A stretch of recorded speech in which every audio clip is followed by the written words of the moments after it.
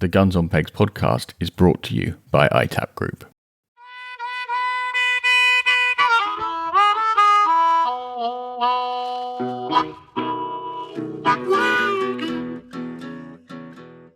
Hello and welcome to the Guns on Pegs podcast, the Game Fair edition.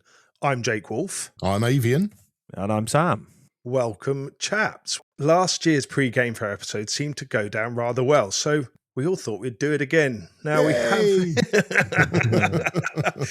haven't exactly had permission from the big chiefs to record this episode. So, gentlemen, this may well be our last episode, and it could end our podcasting careers. But jokes aside, we wanted to follow on from last year's episode and give everyone listening a few ideas and recommendations for making the most of this year's Game Fair at Ragley Hall. Whether it's your first visit or you've been going for years, and crikey, it feels like I've been going for a long time. I think this is my 7th year with COVID in between. But, chaps, it's always something new to discover. So rather than trying to cover absolutely everything happening over the 3 days, I thought we'd each pick 3 things that we'd recommend. So, before we get into our picks, Avian, you're our resident countryside encyclopedia. I'm not calling you a nerd because I know you do call yourself a nerd, but I refuse to call you a nerd. So, you're our countryside encyclopedia. So, could you set the scene for us? I will do indeed, Jake. So, nerd encyclopedia. I think it's more nerd than encyclopedia because I did look a lot of this up. But here we go. So, for those who've been for many years, those who are familiar with the Game Fair, or for those of you guys out there who may be coming for the first time, bit of potted history. So, the Game Fair was launched in 1958 by the Country Landowners Association. And the Game Fair began as a modest 2-day showcase at Stetchworth in Cambridgeshire. And that's, sorry to interrupt you, but that is literally 4 miles down the road from me. Just down the road. Yeah, we've got a farm ourselves. Yeah, well, it would have been if it was if it was still 1958. Sorry, Ave, I interrupted you there. No, not at all, mate, not at all. So it was very low-key affair. They were expecting a few thousand visitors, but it smashed all expectations, and 8,500 people went. The whole thing was conceived to unite gamekeepers in rural communities, and over the years, the event has evolved into what it is today, a massive 3-day celebration of the great British countryside. So it was conceived by Nigel Gray. He was an advisor to the Imperial Chemical Research Industry at the Game Research Station. And like I said, the first event featured only 30 stands on Gunmakers Row and a budget of just 500 quid. I think this year, 500 quid is the budget you'll need if you want to stay hydrated in the beer tent. Per day. Per day. Yeah. They took the Game Fair on tour in the UK in 1964 and expanded into Scotland and later Wales in 1976. And for everyone who's been at the Royal Welsh, I hope you've had a lovely time. And the Scottish Game Fair is something I must try and do next year. So the CLA, the Country Landowners Association, managed it till 2016. And at that point, the operations were taken over by Stable Events. And they brought in modern additions like the celebrity chefs, the glamping, and the 4x4 experiences.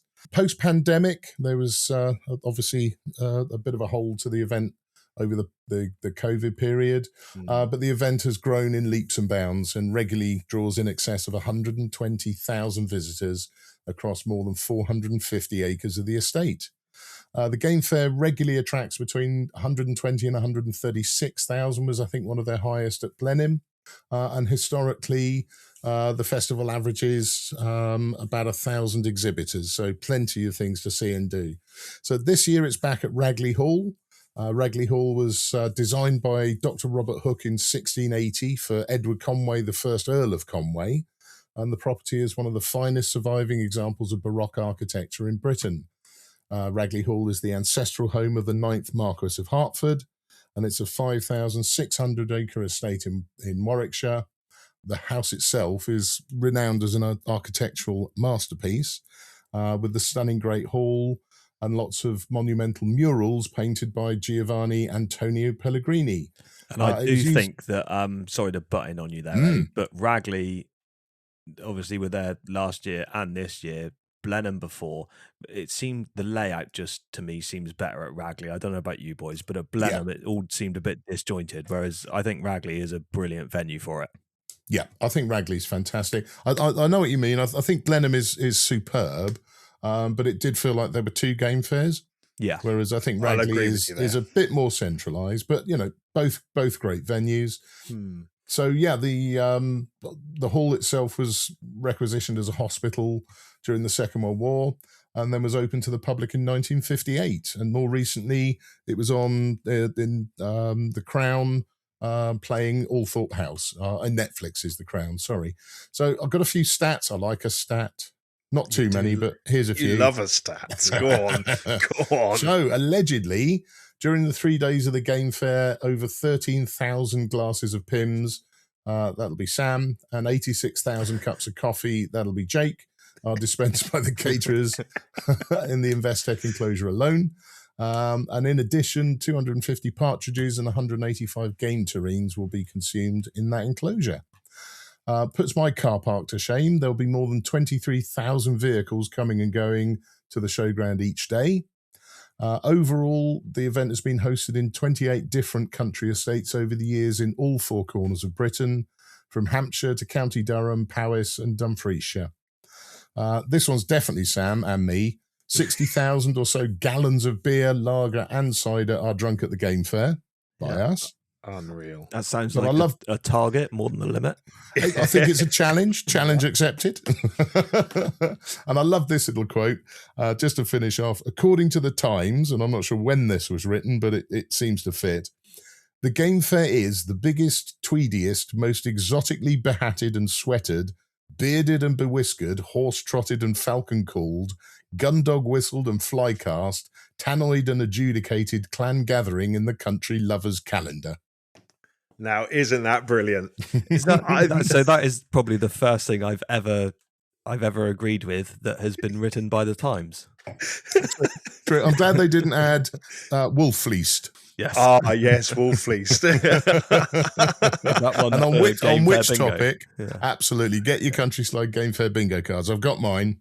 Have And you? and I think if you look closely, chaps, we're all three of us are on it in one shape or form. Are we really? Did Yeah. you buy all four? Yes. Oh, well done. Well Come done. on, it's for charity. It's all the proceeds are going to GWCT. 100%. I think I'm going to buy mine and then just find someone and say, go and fill them in, please, because the likelihood of me leaving the Batavia house stand this weekend is going to be very, very low. I think in those quieter moments you can have a peer out. I'm sure the bit like they say about Grand Central Station, if you spend long enough there, the whole world will pass you by.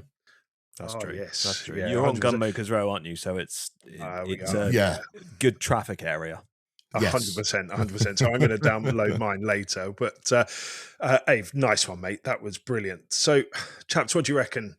Should we get into it? And we've split this episode into three categories, haven't we? So we've gone with a go see, a go try, and a go taste. Now, these aren't necessarily the biggest attractions or the official highlights. They're simply those things we'd personally recommend, if someone stops us and says, I'm only here for the day. What would you do? Yeah, that's exactly it.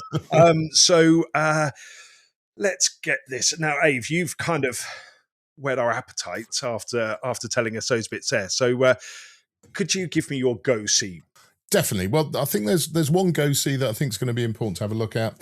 Basque are launching the Basque Dome, which sort of, rather than the big long tent they have usually, I haven't seen it, but it sounds intriguing, and I think they're bringing all of the elements of what Basque has got on show there into this one area. So it's located on the corner of the main stand, and the area will be a hive of activity for all three show days, with live talks from experts, practical deer management demonstrations, game cookery, game meat tasters, and much more. That's from their own website.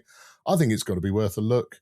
So I'd say that one would be great. But for me personally, on Friday, will be making a beeline for, no surprise, Sam, Machinery Nation's mini tractor displays and the mini tractor stands. Yep. I am absolutely hooked on these things. Now, every time you say it in my head, Ave, all I can hear is that kind of early noughties dance track, Zombie Nation. I'm like, dun, dun. It's in my head. I will be like that. plastic cup of cider in one hand, burger in the other hand, off to watch the mini tractors. The problem is, I know this, boys, and I'll say it before you do, but if I am rash enough to sign up for one of these things, the minute I get on it, I will look like Noddy. This was the thing I was going to say when Jake said about Zombie Nation was because you keep on calling them mini tractors. They're not actually they're not that small. They're just smaller than big tractors. But it does kind of paint the Donkey Kong picture, doesn't it? Avian's going to be driving one of these flat out with twin exhausts coming out the back, throwing banana skins at other people. Going down Rainbow Road in Mario Kart. You see through my cunning plan, boys. Oh, fantastic. Right, Sam. What's your go-see, mate? My go-see, and it's the same every year, and I usually reserve it because I'm usually lucky enough to attend all 3 days at the game fair in some way, shape or form. And my Sunday, especially Sunday morning, not sure why, I go and find a quiet space, and I go over. You'll need one this year. Yeah. But I go over, and that's my time to go and see the working gun dogs. And there's some fantastic displays on, and if you're up there for the 3 days, then there's a lot to go and look at over there. But I mean, have a look online and have a look at the calendar of what's going on in the rings, and if you're only up there for a day or maybe two, then kind of just pick what you want. But it's definitely good to go over there, learn a few tips. It boosts a bit of enthusiasm. Maybe I always seem to come back from the game fair and go, right, Ruby, we're doing this now. This is easy. I've seen it done. Get off the fucking sofa. I remember that from last year, because I think last year, and I'm sure they have this year, they've got the big scurry area set out. So, it's not just the parade in the main ring. There is the gun dog area. Look it up on the maps. It's out to one side. But it's good. You can go over there. They've got a grandstand. They've got a couple of coffee vans or whatever you want to call them, and you can go and sit there, have a coffee. It's nice to take in something non-alcoholic at some point over the weekend, especially when you're driving home on a Sunday, and you just go and watch gun dogs. Toothpaste, yeah. Jakey, where are you going? What's your go-see? Well, my go-see, chaps, is going to be slightly bigger than a gun dog and a Labrador, but not much. It's the Shetland Pony Racing. Chaps, you've got to go and just sit round the main arena. It's simple and it's fun for the game fair. It's almost like a must go and watch, isn't it? But yes. Do you remember? Didn't we have a sponsored Shetland pony for a while? I think there was back in the day. I think there is a Order of the Garters member whose daughter was competing in the Shetland pony. That's right. Yeah, and then what did they call it? Was it? It was What's That You're Drinking? What's That You're Drinking, wasn't it? Yeah. So I don't know if What's That You're Drinking still racing, but maybe we should find out and get in touch. And if you're there, go and cheer them on, because honestly, they fly around. And Shetlands, they're not the nicest horse breeds. They really are. I think you're right, Joe. I think the Shetland Derby is one of the highlights. It's one of the long-standing events of the game fair, and I think if you watch them riding the Shetland ponies, that sort of gives you the pre-industrial revolution version of me on a mini tractor. Stop it. I'm not going to be able to get that out of my head. Anyway, right, let's go, because otherwise we'll stick on. Chaps, there are some great choices here, and whether you guys are coming for the shopping, it sounds like you're coming for the beers, the countryside, the displays, or just soaking up that atmosphere of the game fair. There's I think we'll all agree there's plenty to fill an entire day, but seeing something is one thing. I think we'll all agree, but getting involved is much better. So our next category, gents, is a go try. Something you've experienced before, something you've always enjoyed, or maybe something you've always wanted to have a go at. Again, these are, as previous, simply our recommendations, and let's stick in form. So Ave, kick us off with this section, please, buddy. Interesting. So I always fail to get to the fishing section, so I'm going to try and get down there and have a go at some fly casting that doesn't look like whipping a greased pig with a pull cue. I quite fancy, funnily enough, having a try at archery. I've never done that before, and there was a stat I saw that I didn't include, where apparently there's some 120,000 arrows fired over the course of the game fair, so I might have a go at that. But the thing I'm making a beeline for is going to be, at last, finally, the Caesar Guarini Avian. I'm going to actually hold one of the bloody things and hope buy I it. like it. I might do. Yeah, good man. Well, hang on a minute. Here's an idea. Now, we have got the Epicurus 1 versus Epicurus 2 rally clays battle. And but, gentlemen, I can't leave the stand because I'm busy with the Potato House. But tiny violins, Jake. Tiny violins. If you're getting to handle a Caesar Guarini Avian, Sam, we can find you a gun. How about you two step up rally clays? Join the ranks and let's have a face-off between you two. Have we just been put on the spot? Yeah, 100%. So, Jake, in true Wolfie form, I'm sure you've pre-planned this and it's all organised, and you haven't just done it straight off the cuff, This making is promises. But I'm going to ring Simon now. Okay, so to our loyal listeners who may be scratching their heads wondering what the hell's going on, Jake's just dropped this on us. He's completely made it up. But knowing Jake, it's probably going to happen. So, We'll make it happen. Let's make it happen. We need two people. We need you two people, and we need a very kind gun owner to let you guys borrow a gun because Avian is going to shoot the Caesar Guarini Avian. And, we kind of got to ask Caesar Guarini, but yeah, no, we're assuming that's okay. That'll be all right. I've got a mate at Holland that I'll go and ask and see if I can maybe shoot a Royal. Yeah, definitely. Perfect clay gun. There you go. So I've alluded it, and I have jumped in front of Sam's go try. Sam, what's your go try, buddy? Well, it may come as no surprise. But I think everyone should go and try rally clays. Yeah, looks like we are, mate, doesn't it? Yeah, you've spoken about it before. I have tried it before. I tried it last year.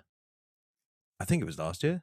At Barbary, I went up with Simon, and I didn't go up with Simon. I saw Simon up there, but yeah, I went and tried rally clays for the first time after seeing YouTube videos and bits like that about it, and I completely agree with him that it is the most fun you can have on a playground, but it's also really, really watchable. It's not like you go and do it and then you bugger off back to the clubhouse. You want to stay and you want to watch other people, and there are some big head-to-head matches aside from the one that now features myself and Avian, allegedly, with some really good shots, which will be brilliant to watch and great fun to watch. But I'd urge people to go and watch and definitely give it a try. Even if you're up there with a mate, I'm sure we'll be able to get hold of guns and bits like that and whatever, just to give it a go. It is so much fun to do. Yeah. So that it really is 100%. I'll hold you to this now because it looks like you and I will be making asses of ourselves. So we'll find out the hard way. Listen, you and I have both played it when you visited last year, Ave, and so you know the concept, and it's a bit of it's a lot of fun. I will just add a caveat to that, because it's so watchable, and there will be a gallery. If you're going to watch it, you're still on a playground. Don't forget. I'm sorry to be a bit mumsy. Your hat because of clay shards. Yeah. Also, your ear defenders, because it's almost like, I'm just going to go and watch. And I was thinking about this earlier, and I was like, crikey, you're going to have to, even if you're watching, you're going to need to take a hat and your ears and that type of stuff. So, if you are going to the game fair, don't let that be a reason that you haven't gone to watch rally clays. There'll be some foam plugs kicking around at CPSA, or stick some foam plugs in your pocket. They take it. That's exactly it. Yeah, 100%. So, moving that on, and I cannot wait to hear how you two face against each other, because that's going to happen. My go try is I've gone a bit of fashion. And a bit Gokwane and everything like that, because I do like a bit. But my go try, chaps, is On the Peg. It's an excellent ladies' clothing brand company. It's run by Lucy and Peter, and it's just a really good place for ladies to go and try their kind of clothing, because I think we've mentioned it before. Sometimes there's not enough like ladies fitted clothing in the countryside. Couldn't agree more, mate. Couldn't agree more. Lucy and Peter are doing a great job there, but also as well, and I will have to give a little plug here, is it's the only place that's going to be showcasing Gunner and Hound. Now, Gunner and Hound are a really, really nice clothing company. They do lots of different things, but pajamas, shirts, that type of thing. But they're most famous for gilets. and they're really smart. If you've seen mine, they've got the nice tweed down the side. Oh, I'm going to have to keep Claire away from this, aren't I? No. Claire I can see that Garimi avian disappearing into the sunset again. But anyway, go and check them out, and then go and have a look, because I just think it's really nice, that there are companies out there which have been a bit considerate rather than just going, "Oh, you're a size that, put that on." Yeah. So well done to those guys, and have a wonderful, wonderful show. Excellent, chaps. Now, after all that walking around or standing in the cage, you're probably starting to feel a little hungry, which means there's only one category left, and no countryside event is complete without good food and drink, as we've already spoken about with the drink. So our final category is Go Taste. Now, it could be game, it could be coffee, it could be cake, it could be a cold pint, but whatever you'll happily queue again for, that's what I'm interested in. So, Avian, one last time, please. What's yours? Okay, well, when we were there last year, we found in the food stands area, there was a little van there, and they did the most epic, simple, delicious, wonderful burgers. So I'm going to try and see if they're there again. And for the life of me, I can't remember what the company was called, but I will look closely this time if I find them. But I'm actually going to make a beeline. This really goes back to our barbecue episode. I'm going to go to the Dome, the Basque Dome, because they've got quite a few masterclasses there on how to skin and butcher a deer, how to prepare, handle and cook rabbit. So there's some good skinning and butchery courses up there. There'll be plenty of game on tasters to try. And I guess it's just trying to get my head into gear and say, right, let's put the effort in. Let's start down the journey of learning how to prepare and present game meat properly and better, and make the mission to incorporate into the food. So I think that's a classic way of starting, good way of doing it. Plenty of really talented guys there and girls, so I can go and see how it's done and get inspired. Nice one. I must admit, that Dome does sound really cool. It's going to be good there, isn't it? I'm going to be so disappointed if it's just a bell tent, but I'm sure Basque will pull pull all the stops out. They normally do. Samuel, come on, what's your go taste, bud? There is, like Avian said, there's master classes on. There's all sorts of different food stands and everything. There's food. We don't call it food row, food alley, food area. Yeah. There's that massive zone where they've got all the different food stands. The one thing I'm going for this year, I'll keep it brief, is I want to up my jerky game. This Careful season. how you say that. That wasn't too bad, was it? As a single man? It's true. Right, gentlemen, without this going into complete chaos, come on, carry on. Sorry. I want to improve the variety of different jerky that I procure this season. Is that better, Jake? 100%. Thank you. Professional, wasn't it? It's like we've done this before. Very good. So I'm going to be looking out for different people selling different spices, rubs, techniques, different things like that. So that's my go-to. But I'm sure there's lots of different things I will discover on the way to finding that. 100%. And having tried some of your early attempts at venison jerky, I am absolutely a willing guinea pig. Yeah, I think from your early starts, mate, if you were that good at just giving it a go, let's get the rubs on it and improve it. There's another one for Prido. Cool. But I'm going to send you out as my guinea pig, actually, mate, because I don't get a chance to get up on those a bit. So we'll have a chat. And I would be interested to hear, once you've had a wander around, your spices and that type of thing, and we can have a chat there. And, I'll tell you what, Jake, we will make a promise. If we find something that's really portable and knock down good, we'll smuggle some out to the stand for you. You're a superstar. Thank you very much indeed. If it's beer, I can't promise it all makes it all the way there. I have to behave. There'll be some pocket meat for you at some point. And do you know what? That leads me on to pocket meat. Because pocket meat. Yeah, and you said what I said was dodgy. Regular listeners to our friends over on Countryside will understand what pocket meat's all about, and that's the biltong on Food Alley. Now, how good is that? I don't know. Every year, I just make a beeline for there. I say normally to Steffi, I'm like, just nipping off. I'll be back in a minute. Come back with an Stretching my leg. almighty bag of pocket meats and biltong. And she's like, I thought you said you were just going for coffees. I was, but I bought you a cappuccino. Anyway, so I love the biltong. It kind of makes a game fair, but I'm going to throw it to a bit of alcohol, chaps. Guys have done brilliantly with the food and what have you. So I'm going to say, go and see our friends, the Medforths at Raysort Distillery. Yes. They're good fun to go and say hello to every year, but they do everything from Yorkshire tonic, their toffee vodka, slow gin, slow whiskey. Well, I agree with you, Jake. I think last year there were a couple of pre-experimental trial ones they had under the counter that I managed to have a little sniffle of. So that'd be really, really cool to go and see them this year and see if those have gone into mainline production. And more importantly, what new things they've got on the secret back shelf. Yeah, definitely. Well, last year it was front of shelf. So 2 years ago was a slow whiskey. Yeah. And they were the people behind the Kudu River slow whiskey on our Branches Park days last year. So, they're very, very good. And then it does leave me to mention about coffee. You mentioned coffee earlier, Ave.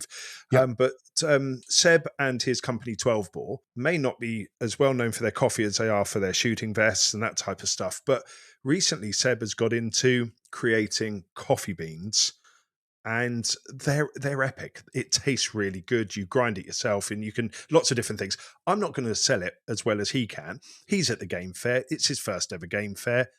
When you see him, go and check him out, because he is a really, really good guy, and he's well worth going to. Him and his team, they've done brilliantly. So, and they do decaf and different types of coffee. Get on in there. I highly recommend it. It'll be worth it. Sounds good. So, chaps, I guess it's time that we start wrapping things up. But before we do, I think we've got to give a few honourable mentions, don't we? I mean, it's I think so. These didn't quite make it into our main three categories, but I think we'll all agree that they're definitely worth checking out if you've got the time. And there's stuff like your favourite shopping stand and demonstration, all that type of stuff. The list is endless of what we could talk about. So go on then, Ave. What's your honourable mentions? Okay, I'm going to do sort of a very broad honourable mention. I think it's something that often gets overlooked at the game fair, and I mean we all love Gunmakers Row, we all love the food, we love the drink, but I think if you take a bit of time and just sort of go out into some of the stalls towards the edges, you've got fascinating country living products out there. Everything from sculpture and art. You've got home products. There were some guys there selling these most wonderful little electric heaters for cottages and what have you. All the pet products. There are people who've slaved away, taken the risk, gone to the game fair, presented their wares. There's some brilliant handmade stuff, some artisanal work. Get further out. Don't just get stuck in the main middle bit. Have a wander out. Go and see what else is out there. I guarantee you will find some real skills, some really, really cool people, and just some fantastic products. And one of the things I'm going to go looking for, and it's a little bit of a gift. Well, it's a gift from the Guns on Our Little Shoot, to one of the young lads who started with us as a spotty little Herbert, came in his iron tracksuit and his white trainers 4 or 5 years ago. And after a few years of heavy bramble bashing, carrying heavy things, the odd skive and a sulk from him and also from me, running my spaniel in the beat line, learning to drive the mule and the quad, and his father mental, he's landed a part-time job with the keeping team at Colquite, local shooting estate to us. So well done, Toby. All the guns are very proud of you. We've all chipped in, and we're going to try and find you a good, solid keeper's stick. And I hope that it'll be with you for many years to come and follow you for many years of happiness in the field to come. So I'll be out looking at the stick makers and try and find him something a bit special, something he could take on with him. Sorry, Ava, it just come into my head. Will you be putting magnets in the bottom of that stick? I don't think I'll bother, because he's only a junior underkeeper's underhelper, so he won't be picking up many cartridges of his own for a long time to come. No. But I think everybody out in the field needs a good, reliable stick. Yeah, definitely. 100%. And it's a very nice thing for you and the other guys on the shoot to be doing for Toby. Actually, that's brilliant. He'll remember that. Nice one. Yeah. Nice one. Yeah. So get out there and see the other bits. Sam, what are you up to, mate? Mine's more self-indulgent than Avian's. I got to mention the London Mug Club boys. Yes. I first met them properly last year. Jake, it was your fault because it was on Steffi's stand. And I think we had a gin and tonic. And iced water. Yep. Yeah. And I have been surprised invited, you had 8 of them, though. Well, or 9, 10, maybe more. I've been invited to spend most of the weekend with them, if not just the evenings, on the campsite. Had a cracking chat with Captain Ratty earlier about plans for the food we're going to be dishing up. And it's all London Mug Club is impossible to join, so it's all going to be you'll probably see it on my Instagram, and that'll be it. You can't join in, but it's a nice inclusive I'm going to thing have a really good weekend. Can we just say, if anyone finds Sam face down, either return him to the tent for the London Mug Club or just leave him where he is, the selfish toad.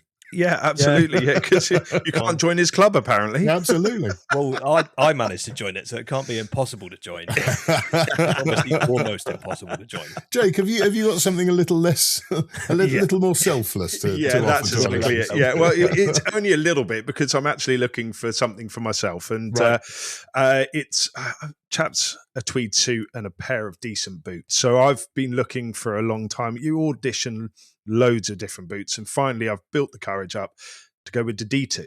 Yeah, I said that wrong, and I do apologise. Didito, and they're celebrating 10 years. Though, don't they? Do yeah. They do though, don't they? Do you do duvets? Right, gentlemen, can we not let this? Okay, so anyway, they're celebrating their 10 years of being in business. They're a wonderful, wonderful team.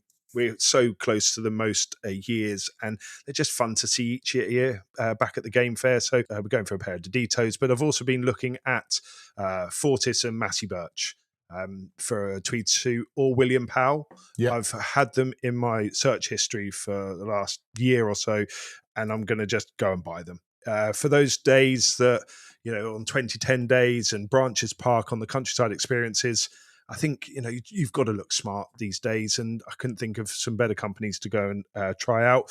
And if there's a few pennies left, you have to go and see the Stony Creek guys, don't you? I mean, they have some really cool technical stuff there, and I am a big fan. So there we are. And of course, I mean, you have to really come and see us at Batavia House, or Gunmakers Row. It's the home of Melville and Moon, Rogue Ice Coolers, and Donkey Long Tongs. So yeah, that's exactly it. They're my honourable mentions. Should we not forget that you should probably swing by the Guns on Peg stand too? Well, at some point. I thought that's where you naturally start from. Is it? Yeah, that's start point, isn't it? Right. That's breakfast. Is that goes without saying? And Sam, stupid. Breakfast with Leon. Yeah, meet us all, meet the chaps, and then head 100%. On out. I agree. That's going to be a brilliant game fair. I think for everybody who's going, come over and see us. Have a cracking time there. We're all looking forward to it. For people who aren't going, make sure you book in for next year. And for people who've never been, you're missing out. It's absolutely fantastic. It's one of those brilliant meeting of all people in all aspects of country life. And it's just a lovely, happy celebration of all we love and all we love doing. Yeah, 100%. And I mean, I think, chaps, apart from mentioning the Guns on Pegs podcast in the Carter Jonas Theatre at 4:30 on Saturday, like you guys just mentioned, Leon serving breakfast. There's drinks on the Guns on Pegs stand supplied by the Gin Bothy, some wonderful cocktails that have been released. Go and see those guys. But chaps, I think that's given everyone plenty, Ava, as you just said, for their game fair itinerary. And hopefully, wherever you're traveling from, we've inspired you to explore something new, try something different, and to make the most of really what's everyone's highlights of the countryside calendar, as Abe just alluded to. So now, all that leaves me to say is, if you would like a set of What? No. No garters here. There's no garters here, is there? So I'll leave that one for him. But if you are coming to the game fair, have a great day. Have a great weekend, and be sure to share your stories, experiences, and photos with us by emailing pod@gunsonpegs.com or by tagging Guns on Pegs across social media.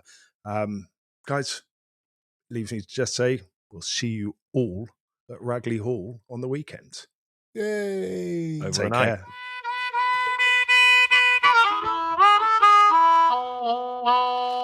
Bye.